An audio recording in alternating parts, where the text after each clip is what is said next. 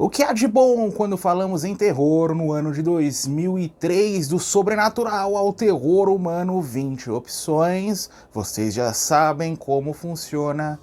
Vamos lá. Eu sou RRB, você está no Terror de Hobby. Alta tensão, terror francês, abre 2003, a história dessa jovem que vai passar um fim de semana na casa de campo de uma amiga. Só que ela escolheu o fim de semana errado, porque tem um serial killer à solta, aterrorizando pessoas, e nós vamos ter um jogo pela sobrevivência. A primeira metade desse filme beira a perfeição, é uma aula na combinação de subgêneros. Gore, terror serial killer, é uma boa história quase investigativa entregue ao espectador, não aos personagens, porque os personagens estão interessados unicamente em sobreviver. O espectador é que vai montando esse quebra-cabeça e a gente nem pisca assistindo, né? Um nível de tensão ali, porque a gente sabe, porque quando esse camarada ele pega alguém, nós vamos ter cenas gráficas e antológicas. A segunda metade nós temos uma grande reviravolta, é simplesmente a pior reviravolta da história do cinema de uma forma geral. Não vou me atentar apenas ao terror. Ela é horrorosa. Eu não conheço uma pessoa que tenha descoberto antes que aquilo iria acontecer, porque é impossível, é impensável. E eu até conheço algumas pessoas que tenham gostado de fato, mas elas são completamente loucas. Não dá pra gostar daquilo. E hoje ganhou o status de filme cult por conta de sua primeira metade, por conta do grau até mesmo infame dessa reviravolta. Como que alguém, um roteirista, teve essa audácia ou essa liberdade, né, de pensamento de trazer algo assim tão fora da caixinha. Mas destaque, você quer um terror ali extremo, extremo mesmo, coloque alta tensão, que ele não vai te decepcionar e traz uma boa história de fato, né, até a metade. Na companhia do medo, a história dessa psiquiatra que acorda um belo dia no hospital em que ela trabalhava. Agora, como paciente, ela é acusada de ter terminado com a vida de seu marido. Ela vai tentar entender aquela situação, o que aconteceu até o momento que ela se dá conta que está sofrendo possessões desse espírito demoníaco. Ela vai, de alguma forma, tentar quebrar essa maldição, contando com a ajuda de seu antigo companheiro de trabalho, Robert Downey Jr., Halle Berry como protagonista, atriz que teve seu período de relevância dentro de Hollywood exatamente no início dos anos 2000, que foi interrompido de forma trágica depois de protagonizar A Mulher Gato, aquele fracasso comercial, blockbuster quebrado, que até hoje eu não assisti. Infelizmente, depois desse filme, ela jamais teve outras oportunidades como protagonista em blockbusters, né? E é uma perda para o cinema, porque ela aqui nos conduz através de cada cena de forma brilhante. A história é muito boa, mas é a sua presença que eleva a qualidade do filme, e é um terror desconfortável, né? Desconforto puro, porque geralmente esse tipo de trama nós vamos encontrar em filmes de suspense, que nós vamos ter um stalker brincando com a vida da pessoa, da personagem, geralmente uma mulher. Aqui não, tem essa pegada, mas é sobrenatural, então não tem nem pra onde atirar a nossa protagonista, mas vale a pena assistir. Perdeu um pouquinho de relevância, no ano de seu lançamento fez um baita barulho, aos pouquinhos foi perdendo, mas continua aí bastante popular dentro do gênero. Os Famintos 2, a criatura está de volta, ela que ataca a cada 23 anos, durante 23 dias nós vamos ter exatamente o 23º dia de alimentação da criatura. Ela escolhe para seu banquete um grupo de estudantes do ensino médio dentro desse ônibus escolar. Nós vamos ter meio que duas histórias, essa luta pela sobrevivência desses estudantes e um pai com seu filho que querem vingança contra essa criatura após ela ter meio que se alimentado de um outro filho. Ray Wise, como uma espécie de protagonista, ele estará em 2 exemplares da lista de 2003, esse em um ainda mais emblemático, que eu vou falar daqui a pouco. É uma sequência de respeito, de qualidade, que consegue honrar os elementos do primeiro filme, embora perca um pouquinho de charme, né, na trama em geral, aquele grau de suspense do primeiro filme, ou da primeira hora do primeiro filme. Ele começa muito bem, depois se perde um pouquinho, principalmente nos seus personagens centrais, os estudantes, né, porque eles são muito chatos, a gente quase torce pela criatura. Esse segundo filme, ele tentou, de forma ali bem consciente, trazer um novo marco para o terror, uma nova criatura característica, tipo Fred, tipo Jason, tipo Michael Myers, e meio que falhou, né? Se tivesse saído um terceiro exemplar lá em 2005, 2006, é bem provável, de qualidade, é bem provável que a Olhos Famintos tivesse hoje 10, 11 filmes a lá, Jogos Mortais. Não foi o que aconteceu, infelizmente ou felizmente. Tem outros filmes, exatamente dirigidos pelo Victor Salva, só que não conseguiram manter a mesma qualidade, dizem, né, porque eu ainda não assisti, qualquer dia eu vou dar uma chance. Mas se você gostou do primeiro filme, é quase uma parada obrigatória, e tem um fator, né, um elemento que eu assisti primeiro o segundo filme, lá atrás, lá em 2006, pela Universal Channel. Aí depois eu fui conhecer o primeiro, adorei ainda mais, mas eu nem me lembrava muito dos elementos dessa sequência. Fui assistir recentemente, continuei gostando, principalmente por essa atmosfera de cidade pequena, não ter para onde correr, milharal, coisa maravilhosa. Ju-On, O Grito 2, filme japonês, a mesma história mais ou menos do primeiro filme, essa assombração aí demoníaca aí de raivosa que vai assombrar qualquer pessoa que pise naquela casinha. É uma franquia gigantesca, tem linha tradicional, tem linha alternativa que não assisti ainda, tem os remakes hollywoodianos, né, que eu recomendo mais o primeiro remake, né, de qualidade, bem assustadora. Esses filmes é mais para quem ama J-Horror e para quem tem curiosidade, né? Quero assistir algo dentro do cinema japonês de terror, nunca assisti nada, talvez seja legal colocar o primeiro e o segundo de Ju-On. A trama, ela se utiliza daquele elemento, daquele clima tradicional japonês que a gente não consegue compreender todos os fatores apresentados, a gente simplesmente vivencia cada cena, aquela experiência e beleza. Bola pra frente, não é o único filme que eu vou trazer japonês e não é o único filme que a gente não entende bulhufas do que tá acontecendo. Eu achei positivo. Eu quero achar a franquia alternativa, a linha alternativa da franquia para assistir, embora esteja bem difícil. Procurei algumas vezes, faz uns 2 anos que eu não procuro. Mas me coloquem aí nos comentários quem teve a honra de assistir essa linha alternativa, se vale a pena mesmo. Bares, terror irlandês sobre esse jovem, na casa dos 20 e poucos anos, que está em um relacionamento tóxico com uma mulher um pouquinho infernal, essa jovem aí que ninguém gosta dela, e ela terminou com ele tá feliz, até que ela volta até a residência, uma bela tarde, arruma maior confusão, algo de muito sinistro vai acontecer.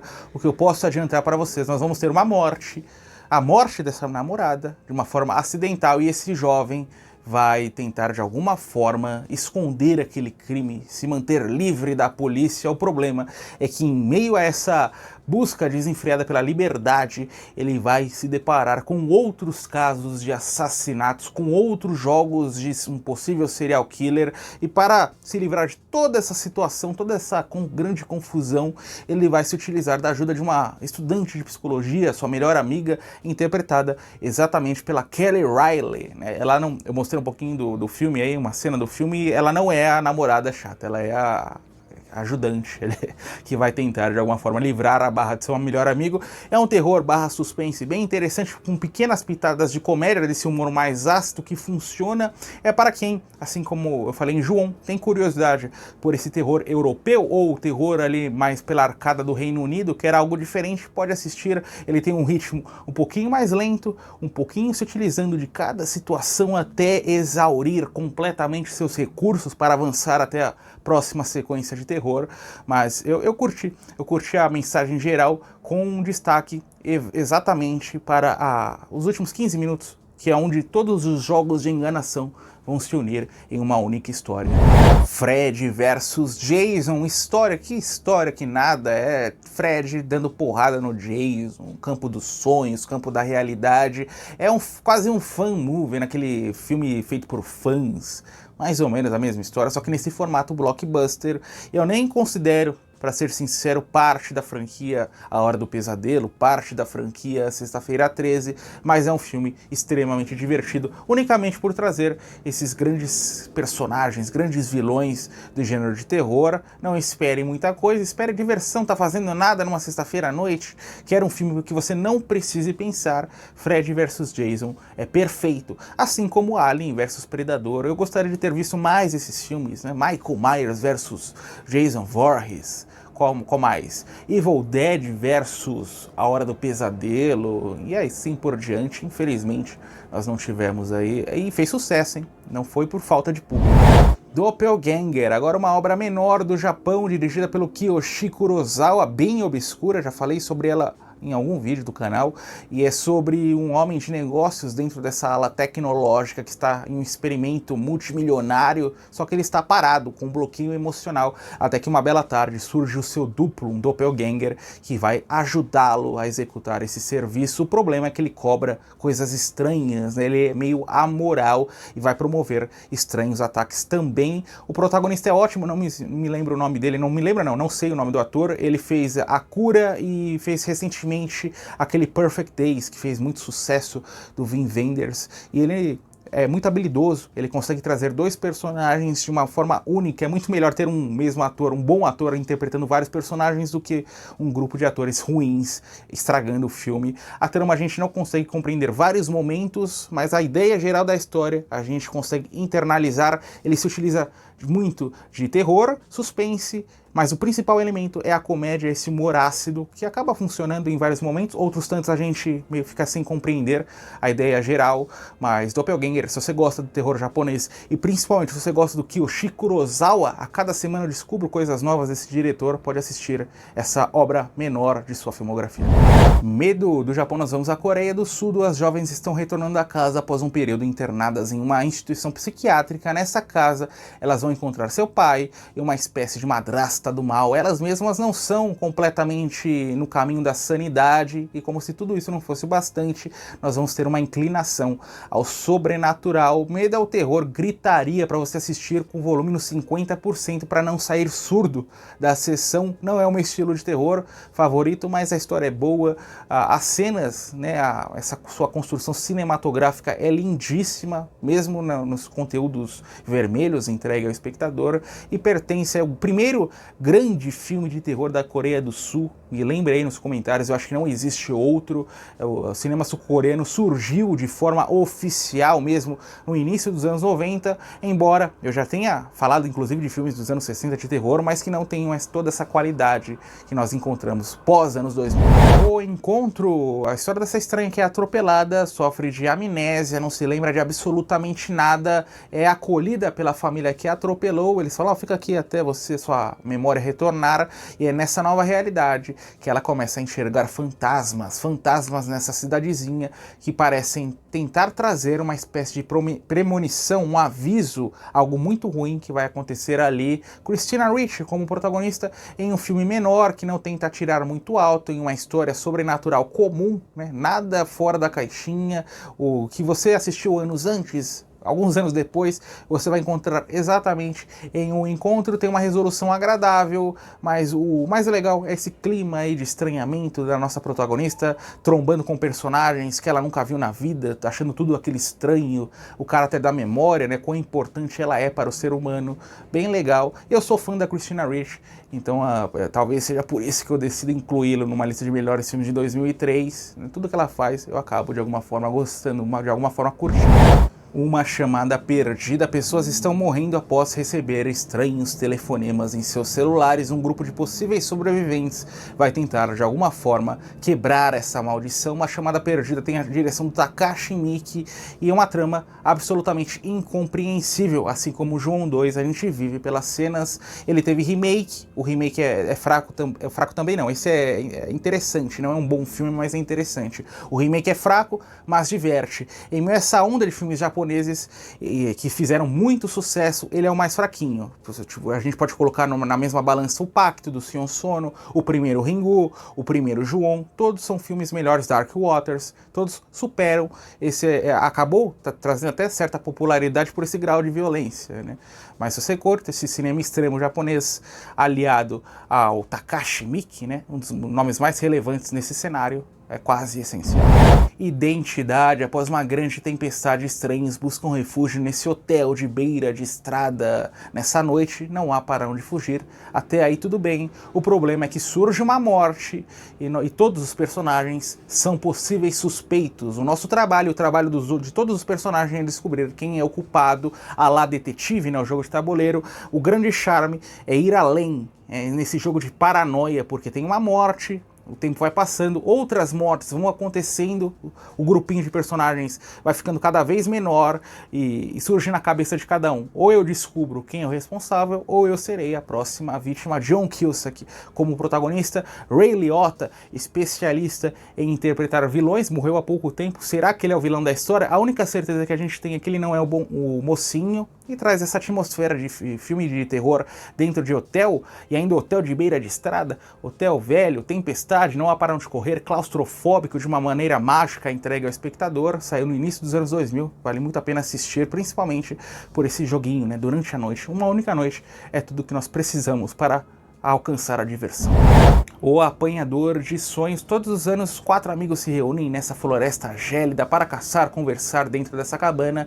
Neste ano em especial, surge uma encrenca de outro mundo, conforme um sobrevivente aparece ali, falando de uma história de parasitas alienígenas, e eles vão ter que lutar pela sobrevivência. O legal é trabalhar com várias... Tem a história central, nesses possíveis parasitas que a gente não entende muito bem. Tem o passado dos personagens que é muito importante em algum momento da história. Tem uma grande reviravolta ou uma revelação que acontece, que não é nem um spoiler, mas eu vou deixar que vocês descubram. É baseado em uma obra do Stephen King, fez muito barulho em seu ano de lançamento, 2003, na nossa temática da lista, e hoje em dia pouca gente fala sobre. Eu amo filmes que acontecem embaixo de muita neve, então para mim esse é o maior atrativo. A história, ela é interessante em alguns pontos, mas em outros tantos a gente encontra alguns buracos. O porquê que isso aconteceu, quem é esse personagem, o que ele está fazendo aqui, mas é interessante. Você quer algo gélido, atmosférico, né? Bem gráfico em alguns momentos, com um grande elenco, pode assistir. Tem o Jason Lee, que eu sempre confundo com o Ryan Reynolds, é a mesma cara. No cair da noite, um espírito diabólico retorna até a realidade dessa cidadezinha para buscar vingança pelo período em que ela era viva. No caso, uma mulher que perdeu sua vida por conta de uma acusação falsa de um crime que ela não cometeu. Darkness Falls, em seu título original, se utiliza da escuridão como base para os ataques, para o terror que nós vamos assistir. Passou no Supercine, por isso que tem certa popularidade aqui no Brasil, foi por lá que eu conheci pela primeira vez, e tem uma história relevante, embora o maior destaque seja exatamente a figura da escuridão. Premonição 2, a morte está de volta para capturar os sobreviventes de um acidente de carro nesta estrada, com os troncos de árvores mais célebres da história do cinema. Premonição 2 está tentando encontrar o seu tom, diferentemente de Olhos Famintos 2, em que o Victor Salvi, os produtores, sabiam que tinham um sucesso em potencial, então eles tentaram trazer vários elementos para trabalhar em um terceiro, quarto volume. Aqui não. Eles tentaram fazer com que Premonição 2 fosse um sucesso para eventualmente pensar numa sequência, o que deu certo aqui. A abertura, né, que se tornou marca registrada da saga, e a presença do Tony Todd. Todo o resto, cada filme trabalha de sua própria forma. São 5 filmes, eu assisti 4, né? Recentemente eu conheci o 4º volume, que é bem fraco, mas muito divertido. O primeiro tem a cena do avião, o segundo a da estrada com os troncos de árvores. Aliás, fica a pergunta, ela supera a do avião? Na minha opinião, são bem próximas, não sei ao certo. A terceira é da montanha russa, que é incrível também. A do 4º filme tem uma cena uma corrida de NASCAR, que ela é bem criativa, efeitos especiais bem toscos, mas que funciona de alguma forma. Uma saga super divertida. Esse segundo filme, ele talvez seja o mais fraco dessa trilogia inicial, né? Eu coloco na ordem o primeiro, o terceiro e depois o segundo, mas todos incríveis. Medo X, obra bem obscura de 2003, já falei uma vez no canal, e eu não entendo porque ele é tão pouco conhecido, porque ele traz a direção do Nicolas Winding Refn, diretor dinamarquês de bastante relevância, e John Turturro como protagonista. É mais uma obra de suspense em sua essência, com pequenas tiradas ao terror. É sobre um homem que perdeu sua esposa em uma forma trágica, após uma espécie de assalto, jamais se recuperou da figura do luto, e ele está sempre tentando encontrar o responsável. Ele passa seus dias assistindo fitas de segurança. Ele trabalha no shopping, o shopping que aconteceu o caso, a mulher morreu no estacionamento. Ele pega as fitas de segurança e tenta encontrar possíveis suspeitos, até o ponto em que ele tem uma nova dica e se encaminha a uma outra cidade. Destaque as locações, 2 em especial, uma casa abandonada no início do filme, que o John Turturro está investigando, e esse hotelzinho onde acontecem as grandes revelações, e o John Turturro, incrível como protagonista, o destaque para esse lado investigativo. Se você adora um bom filme investigativo, Medo X é uma parada obrigatória, porque ele traz a coleta de pistas, novos suspeitos, novas dicas, os locais. É um jogo tradicional, e o Nicholas Winding Refn, né, trabalhando com os modelos mais básicos que ele traria mais tarde, em uma forma mais pés no chão que funciona. Para mim, um dos melhores filmes desse diretor. Fica um pouquinho abaixo de Drive, mas não é tanto assim também. O Massacre da Serra Elétrica, remake de sua própria forma do clássico lá dos anos 70, é basicamente a mesma história. O pessoal tá viajando, o carro quebra, grupo de jovens, e eles vão ter acesso a uma família de canibais encabeçada por Leatherface, ou o principal elemento, o Leatherface. Eu gosto dos caipiras, eu gosto do clima, eu gosto dos mocinhos, principalmente da Jessica Biel, a nossa protagonista. Ele teve uma sequência nessa nova cronologia que é fraquíssima, talvez o pior da franquia que eu tenha assistido. É uma franquia de muita qualidade. Às vezes os filmes são até mesmo ruins, mas eles divertem. Algo que não acontece com Halloween, por exemplo, algo que não acontece em alguns filmes de A Hora do Pesadelo. Pra mim bate de frente. Eu não sei, dessas franquias mais famosas, qual é a melhor? Sexta-feira 13 ou o Massacre da Serra Elétrica? Pau a pau. O filme dos anos 70... é aquele clássico insuperável. A sequência também do Tobe Hooper, já por esse lado da comédia, pra mim não funcionou tanto, mas tem seus momentos. O terceiro filme é muito bom, uma grande surpresa do início dos anos 90. Tem um quarto que é fraquíssimo, horroroso, mas extremamente divertido, com as Renée Zellweger, com Matthew McConaughey. Tem esse remake, que é muito bom. Teve a sequência que é fraca. Eu assisti o último que saiu, que é fraquíssimo, mas é um filme tiro, porrada e bomba, não tem ponto de parada. Isso depõe a favor da obra. Os outros eu ainda não conheço, tô para conhecer aí, faltam uns 2 ou 3 filmes de origem do Leatherface e coisas do tipo. Mas você quer uma franquia que você vá se divertir do início ao fim, opte por O Massacre da Serra Elétrica. Pânico na Floresta, mais ou menos a mesma trama que O Massacre da Serra Elétrica. O pessoal tá viajando, grupo de jovens, o carro sofre uma espécie de acidente, eles no meio dessa estrada abandonada vão ter acesso a um grupo de canibais. É uma homenagem ao Massacre da Serra Elétrica de sua própria forma, de uma forma mais frenética, e é o ritmo do filme que captura a nossa atenção. Eu assisti pela primeira vez lá no SBT no início dos anos 2000, ele é de 2003, então eu devo ter assistido lá por 2005, 2006, teve várias sequências. Eu tô para assistir ali pelo menos a segunda, para ver se é boa, para eventualmente trazer nessa saga dos anos 2000, são várias e várias mesmo, até Pânico na Floresta no meio da neve, é bem legal, né, para quem curtiu o primeiro filme e quer devorar a franquia. Vai ter bons momentos, ou ruins, né? Já que eu não vou assistir, não posso comentar com precisão. E o que mais legal desse filme são as locações no meio dessa floresta, o aspecto sujo dos canibais, como a trama vai trazendo novos ingredientes conforme nós vamos avançando, tudo de uma forma rápida. A gente entende rapidamente o que são os canibais, rapidamente a motivação dos personagens centrais, essa luta pela sobrevivência, até a sua conclusão também antológica. Pânico na Floresta, devo ter assistido umas 2, 3 vezes, e só de falar já dá vontade de assistir novamente. Esquiando para a morte, um grupo de snowboarders vai curtir a neve nesse resort abandonado, e é lá que eles descobrem uma história de fantasmas trágica sobre o passado do lugar, assim como vão vivenciar estranhos ataques. Nós vamos viver as conversas, os ataques, tentar descobrir quem é o responsável. Uma super pérola obscura de 2003, um dos filmes que eu mais me diverti assistindo no ano. Assisti deve fazer umas 2 semanas, e em breve eu vou trazer vários filmes obscuros embaixo de neve dos anos 80, e fica a parceria clássica, né? Em filmes B, embaixo de muita neve, com snowboarders. Tem aquele Scares, que eu já indiquei no canal, de 2006, 2007, e tem um mais popular, né, que não é B, para ser sincero, que é o Pânico na Neve, Frozen, de 2010. Trilogia aí, para você matar, gosta de snowboarders, gosta de terror na neve, gosta de terror atmosférico. 3 filmes indispensáveis. O mais legal desse filme, em questão, são cada cena, cada frame do pessoal na neve, conversando dentro do carro, incrível mesmo. Essa estrutura de filme B, de baixo orçamento, de pouco rigor em suas atuações, em sua cinematografia, e mesmo na qualidade da câmera utilizada, filmaço. Gosta de filme B, é essencial mesmo. Rota da Morte, mais terror na neve, terror natalino, terror na estrada. Camarada tá viajando em destino à casa de familiares para comemorar o Natal, pega um atalho e a estrada parece não ter fim. Reparem na estrada reta, florestas aos lados e as coisas sobrenaturais que vão acontecendo. Não basta a estrada não ter fim, mas também tem fantasmas. O mais legal são as conversas entre os vários personagens, todos bobões, todos com falhas morais, desde o Ray Wise como protagonista, o pai de família, até seus filhos na faixa dos 18, 19 anos, um pouquinho mais jovem até.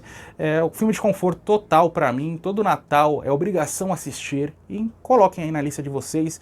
Eu tô oferecendo ele agora, mas assista lá para dezembro, guarde ele para o Natal.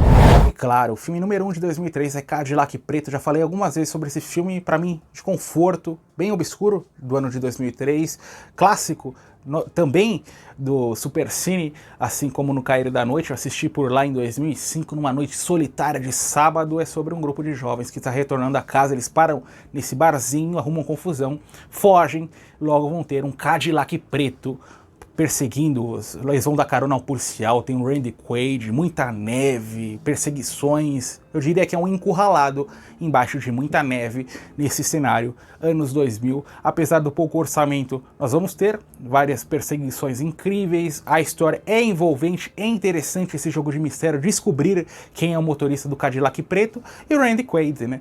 Nosso eterno, o primo Ed, de Férias Frustradas, aqui nesse aspecto, um personagem misterioso, esse policial. É isso aí, pessoal, mais um vídeo que chega ao final. Ao lado, os volumes anteriores dos anos 2000, 2002, 2001, para você continuar nessa maratona. Até o próximo vídeo, muito obrigado por ter assistido.